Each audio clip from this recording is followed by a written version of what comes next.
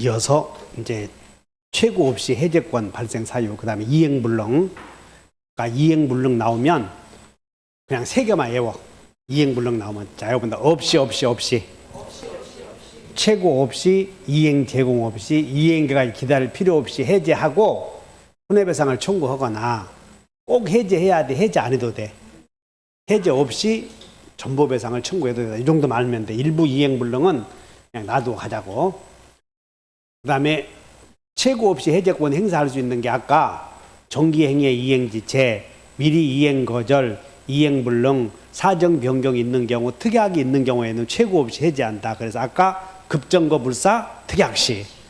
그 다음에 약정 해제 사유도 최고 없이 해제할 수 있고, 그 다음에 다음 주에 배울 담보책임 해제도 최고 없이 해제할 수 있다. 그래서 채무 불이행을 이유로 최고 없이 해제할 수 있는 요거 외우면 돼. 자, 그 다음에 이제 해제권 행사는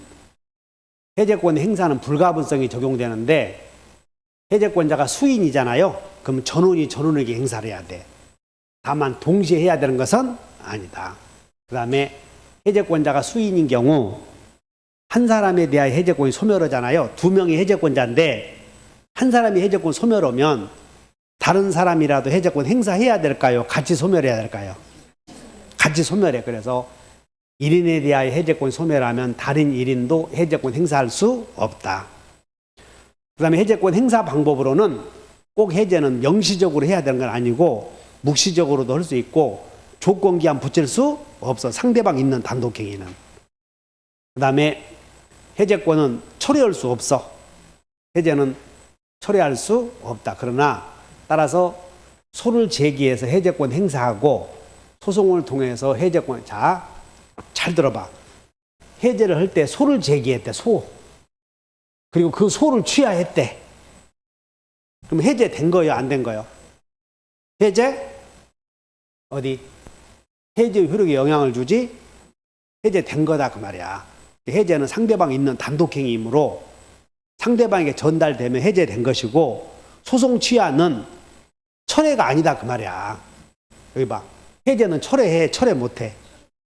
소취하도 철회한 것이 아니야. 이미 해제권의 의사표시가 상대방에게 전달되면 해제되는 것이고 소송만 취한 거예요. 주의하셔. 그 다음에 해제권 행사하게 되면 양 당사자는 원상 회복해야 되고 매도인은 원물 반환해야 돼. 매수인은 원물 반환, 매도인은 대금 반환. 그럼 원물 반환할 때는 원물에다가 원상 회복해야 되니까 원상 회복해야 되면 원물에다가 수취한 과실도 반환해야 돼. 그 다음에 금전 반환 의무자는 금전에다가 받은 날로부터 이자를 붙여야 돼. 그 다음에 손해배상액은 이행이익을 배상하라고 그래서 유효이면 이행이익, 무효이면 실례이익. 이행지체의 경우 최고 상당한 기간이 경과한 때를 기준으로 이행이익을 하고 이행거절은 거절 당시 기준 이행이익이고 이행불능은 불능 당시를 기준으로 한 이행이익이야. 그 다음에 동시행 나오지? 그러면 동시행 관계는 동시행의 범위는 원상 회복만 아니라 손해배상도 동시이행해야 돼. 그 다음에 해제와 제3자. 해제 전에는 선악 불문하고 보호되고 해제 후에는 선이야 되고 해제에서 보호되는 제3자는 누구냐면 해제에서 보호되는 제3자는 목적물이야. 해제되는 계약 목적물의 등기한자. 그래서 외워버려. 목등기 한자. 여러분들 페이지 보자. 문제를 보면서. 자, 249페이지를 봐. 교재 249페이지에 61번 보면 거기다 별표 해놓으시고 하나 알면 돼. 그러면 계약 해제의 소구표로부터 보호될 수 있는 제3자에 해당하는 자 나오죠. 밑줄 그으셔봐. 해당하는 자. 제3자로 보호될 수 있는 해당하는 자 밑줄 그으시고 이게 써놓으면 돼. 계약 목적물에 관하여 등기 등을 갖춘 자 이렇게만 써봐. 계약 목적물에 관하여 등기 등을 갖춘 자. 그러니까 해제에서 보호되는 제3자는 우리가 목등기 한자라고 배웠어. 어떤 사람? 목등기 한자. 자, 여러분, 목등기. 그러면 이제 갑과 을이 매매계약을 통해서 이렇게 해제했을 때 이 해제되는 계약 목적물에 대하여 병이 그 목적물에 등기한 사람만 제3자라는 것이야. 목적물에 등기한 사람. 그래서 목적물에 등기나 또는 계약 요건을 갖춘 자, 그 사람만 제3자다. 그러면 문제를 보자. 기억번. 해제되기 전에 계약상의 채권을 양수하여 이를 피보존 권리로 처분금지 가처분 결정을 받은 자. 그럼 이 사람은 거기다가 채권을 가압류한 자나 채권을 양수한 자는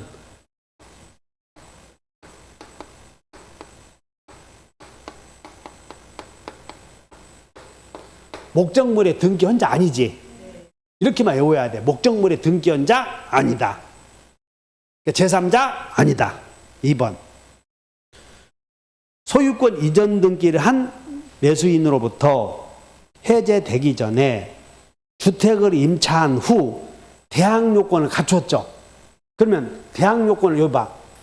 주민등록을 마쳤으니까는 등기 헌사와 같잖아. 이렇게. 등기 헌자와 같대. 그러므로 그 사람 제3자 그 사람은. 세 번째. 계약이 해제된 후 매수인의 소유권 이전 등기가 말소되기 전에 해제 사실 알고 모르고 후 동그라미 있죠. 해제 후 동그라미. 그리고 모르고 그리고 부동산을 가압류했네. 그러면 가압류했으면 등기 헌자야 안 한자야?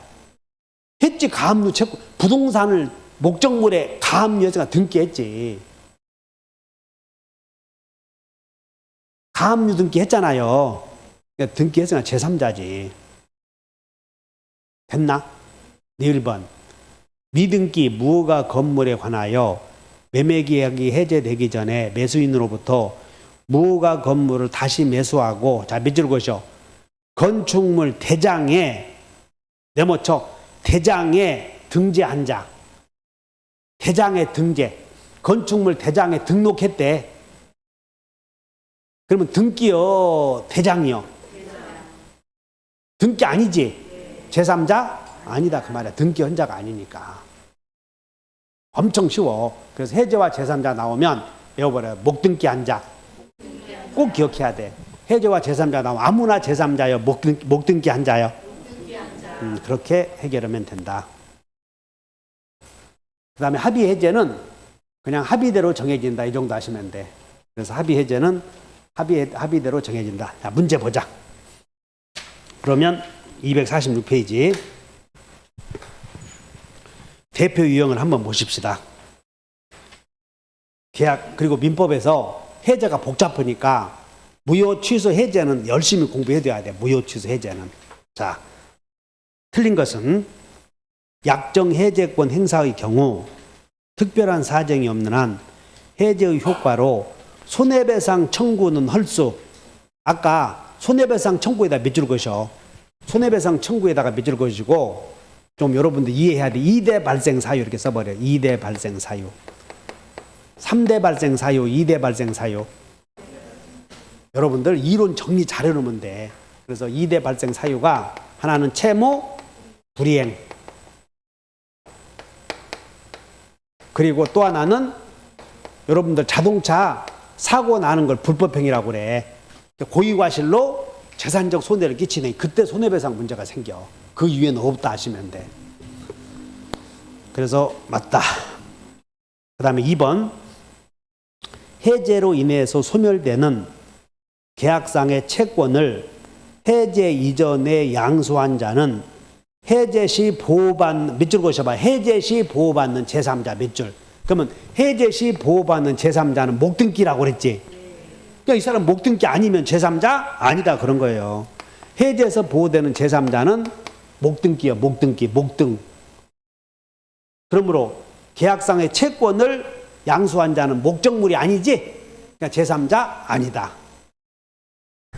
그 다음에 3번. 이행지체로 계약이 해제된 경우 해제권자는 상대방에게 최고 및 동시행 관계에 있는 자기 채무 이행을 제공해야 돼? 안 해야 돼? 이행 거절은? 이행 거절이지? 그러니까 미리 이행을 거절했으니까 그것도 밑줄 그어. 이행 거절에다가 없이 세 개 써버려. 그것도 이행거절도 없이 이렇게. 아까 이행 부른 거 같다는 거야. 이행거절도 이행 부른 거 같지. 없이 해제 후 손해배상 청구. 맞고. 5번. 자, 밑줄 그으셔. 책임 없는 사유. 책임 있는이다, 책임 없는이다. 책임 없는 사유로 이행불능이지. 그러면 채무불이행이요, 위험부담이요. 그래서 봐, 채무자의 책임 없는 사유로 채무이행이 불가능하게 된 경우 채권자는 계약을 해지할 수 없다 해야지. 틀렸네. 5번 이해하셨나? 왜냐하면 채무자의 책임 없는 사유로 이행불능이 되면 채무자 위험부담이라고 하지 않았어. 그러니까 위험부담은 이미 계약이 끝났지. 그냥 해지할 수 없다. 이렇게 논리적으로 잘 이해해 놓으셔.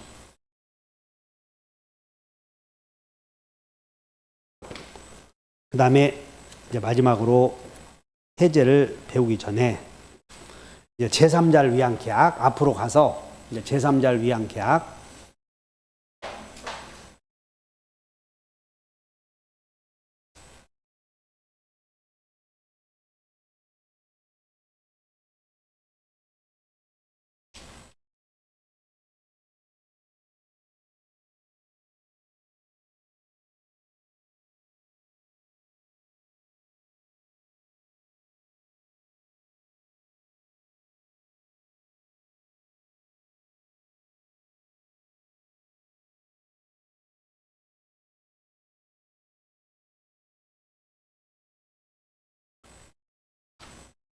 원래 제3자를 위한 계약은 해제 전에 있었는데 내가 여러분들 강의를 해제가 끝나고 이해해야 제3자를 위한 계약을 할 수가 있어서 뒤로 뺀 것 같아요.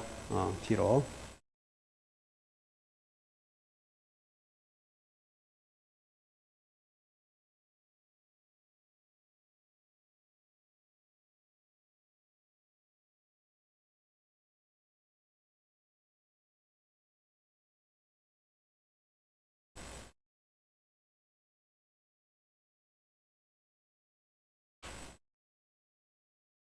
자, 그 다음에 여러분들 교재는 어디 있느냐면 제3자를 위한 계약이 해지 앞에 있어요. 해지 앞에.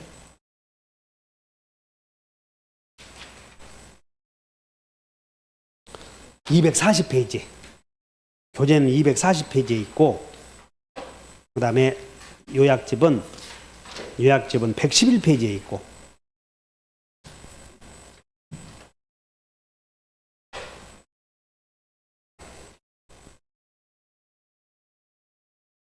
여기 한번 보셔. 이 제3자를 위한 계약은 참 쉬운 거거든.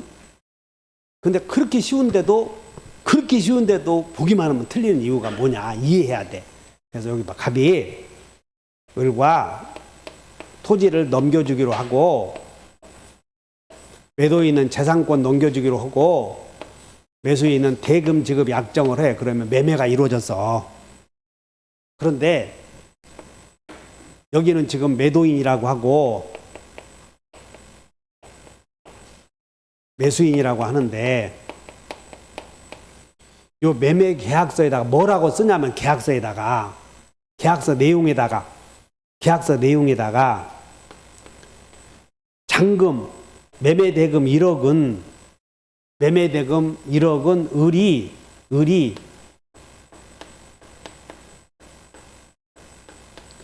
병에게 지급한다 이렇게 쓸 수 있지.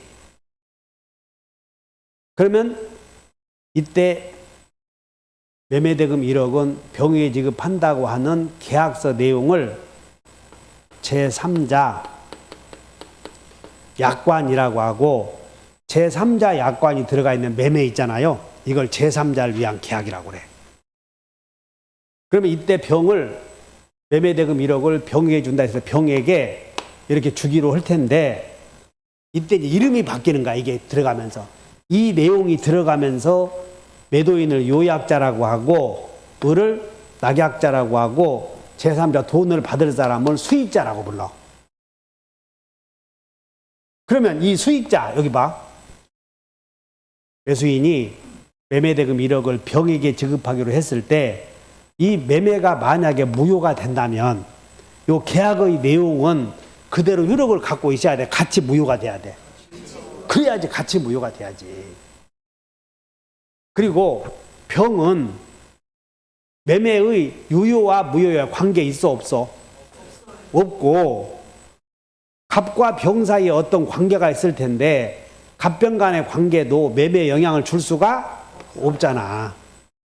그러나 을이 병에게 돈을 줄 것인가 말 것인가는 매매의 유효 무효와 관계 있어 없어?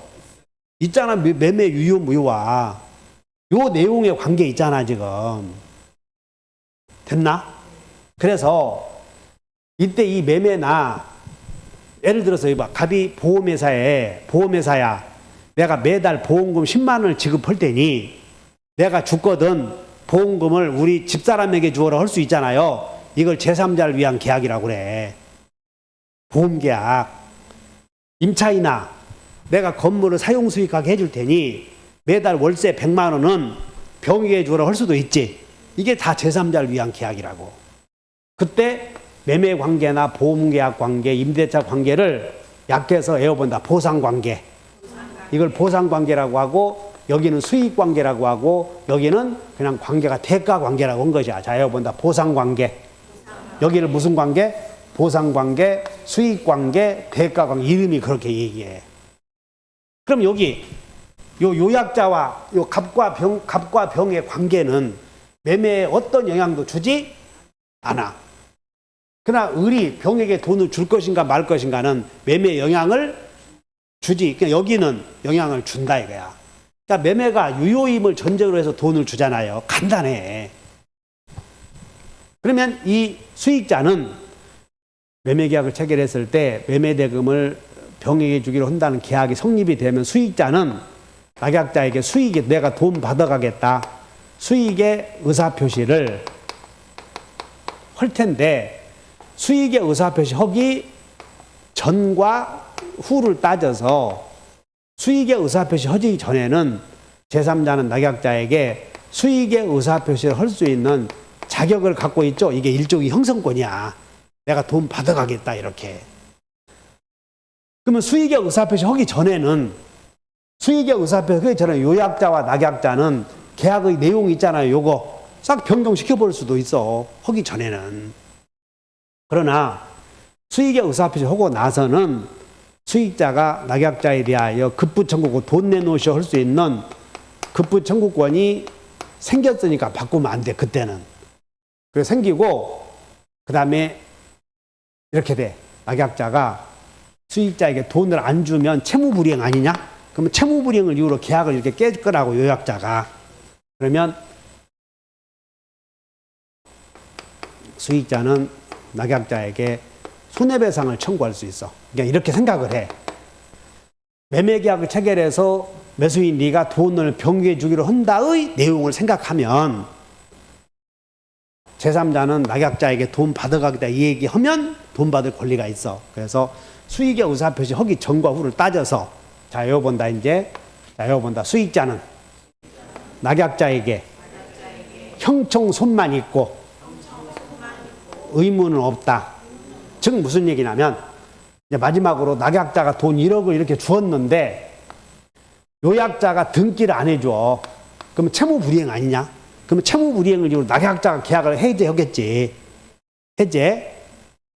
또는 낙약자가 돈을 안 주어서 요약자가 계약을 해제하면 수익자는 낙약자에게 손해배상을 청구할 수 있고, 둘째, 채무 이행을 했는데 요약자가 계약을 채무 이행하지 않아서 낙약자가 계약을 해제하면 수익자에게 아까 원상회복 청구할 수 없어. 이 갑이 네가 하라는 거야, 요약자가. 그래서 의무는 없다. 자, 여기 본다. 형청손만 있고 의무는 없다. 그걸 기본적으로 잡아야 돼. 자, 문제 보자.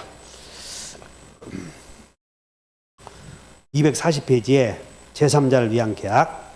거기다가 제3자 도그램에 쳐봐. 제3자를 위한 계약에서 여기 봐. 제목이 뭐라고 돼 있어? 제3자를 위한. 그러므로 제3자를 위한이니까 제3자는 의무는 있다고 없다고? 의문도 없는 거예요. 위한 그랬으니까. 문제 보자. 제3자를 위한 계약 옳은 거. 기억번.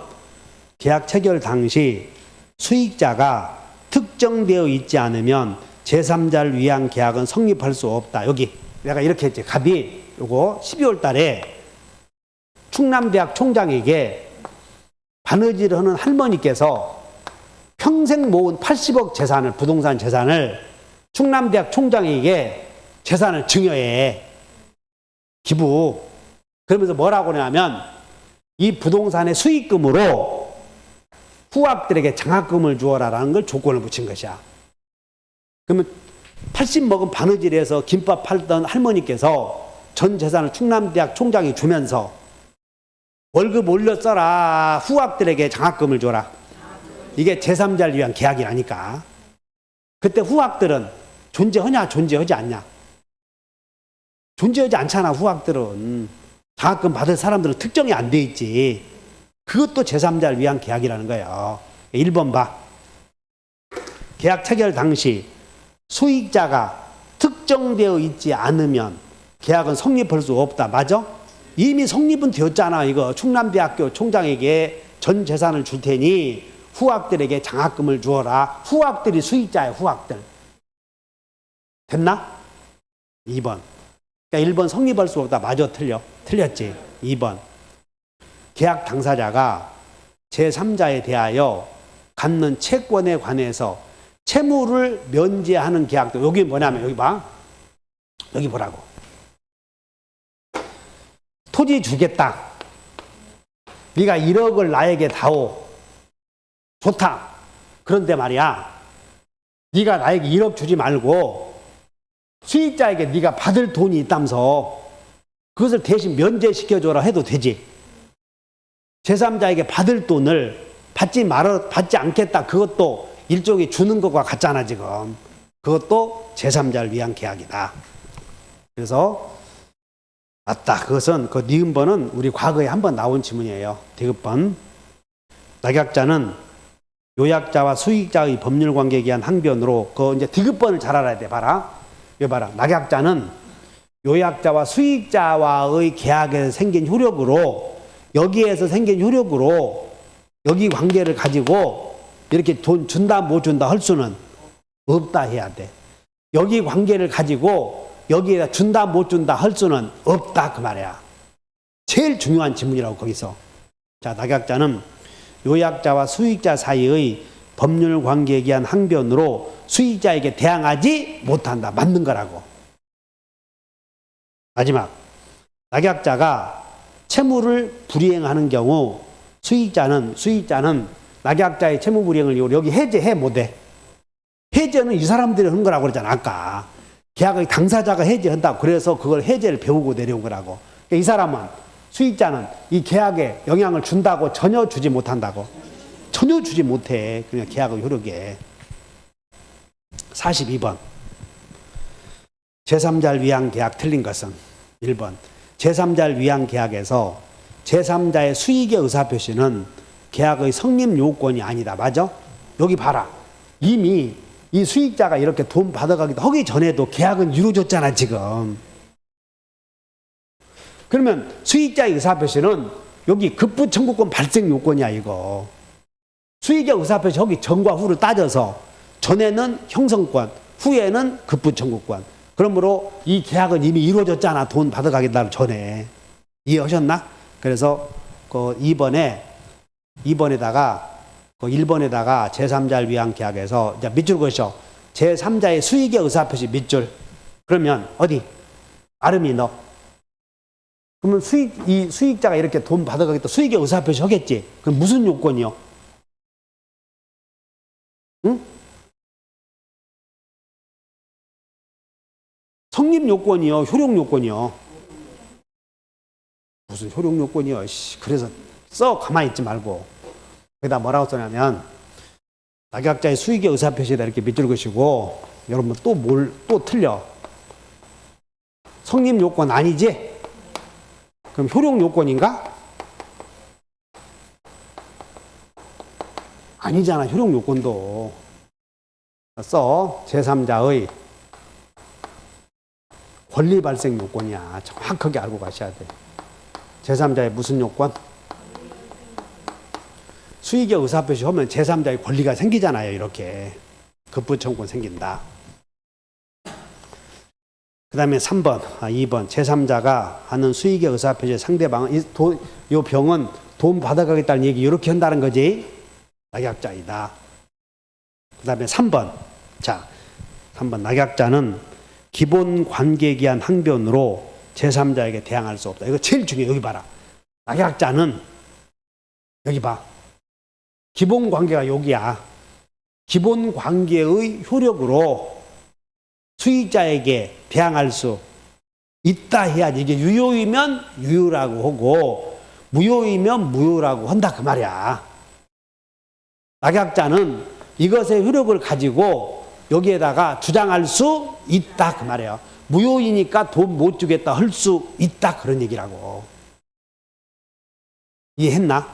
제일 중요해 그게. 3번, 4번. 제3자는 낙약자의 채무불이행을 이유로 계약을 해지할 수는 없다. 그냥 형청손만 있다 이렇게 써버려야 돼. 형청손만 있다. 그 다음에 이제 마지막으로 여기 봐라. 이 사람이 이렇게 수익의 의사표시 했으면 요 계약의 내용을 바꾸면 안 된다고 그러지. 그러므로 수익의 의사표시 하기 전에는 바꿀 수 있지만 하고 나면 계약의 내용을 바꿀 수 없지. 그래서 합의 해지할 수 없다 해야 돼. 의사표시 하기 후에는. 자, 읽어본다. 제3자가 수익의 의사표시를 한 후, 동그라미 한 후. 그 다음에 끝에 봐. 합의로 해지할 수는 없다. 아주 중요한 내용이다. 그래서 42번이 아주 기본적인 문제예요. 자, 한 장 넘겨보고.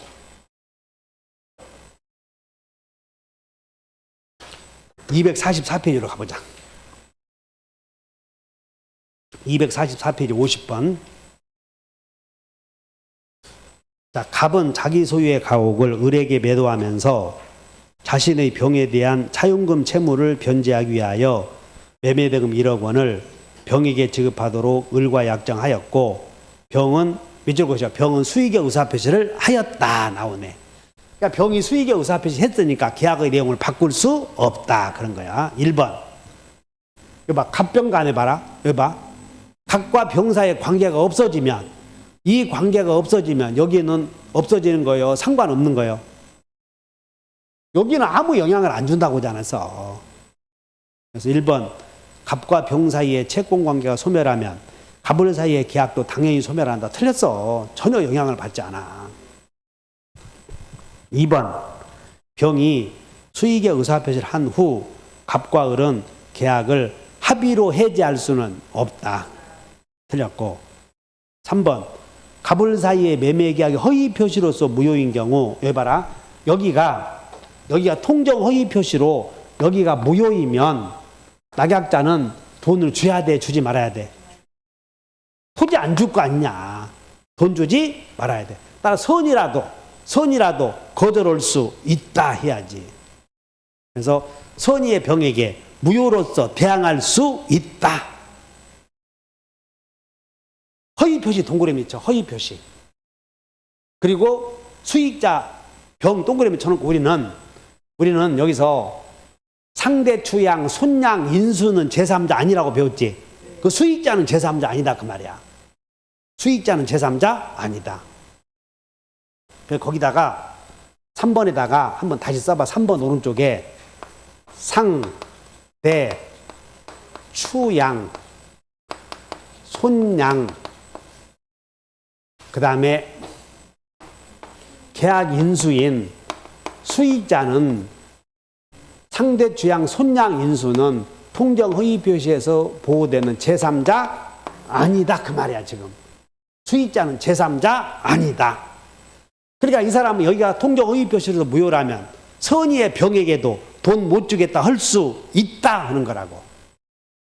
해결됐어요? 마지막. 자, 을의 채무불이행이 자 4번.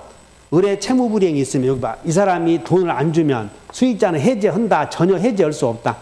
해제는 갑이 해야지. 요약자가. 해제할 수 있다. 틀렸고. 5번. 을에 채무불이행이 있더라도 병은 을에게 손해배상을 청구할 수는 아까 형청손이 있다고 그랬지. 병에다 동그라미 쳐. 병은 형청손만 있다 이렇게 써. 형청손만 있다 이렇게. 안 외워주면 문제 못 풀어. 다시 한번 형청손만 있다. 뭐만 있어? 형청손. 이렇게. 자, 이렇게 해서 마치고 다음 주에는 매매, 임대차, 그다음 그 다음 주에는 특별법 올 거예요. 그러니까 오늘 외우라는 거 꼭 외우고 오셔야 돼. 여기 이거 많이 보고 외우셔. 이거 많이 보고. 이렇게 좋은 게 없다고. 자, 나중에 9월 달에 이런 거 여러분들 시험 보기 전에 한 번 또 해달라고 하면 해줄 거예요. 그리고 이미 이거 특강 한 거 한 번 있어. 토요일 날 이거 특강 한 번 있으니까 열어달라고 하시면 열어준다고. 자, 다음 주에 뵙죠. 고생하셨습니다.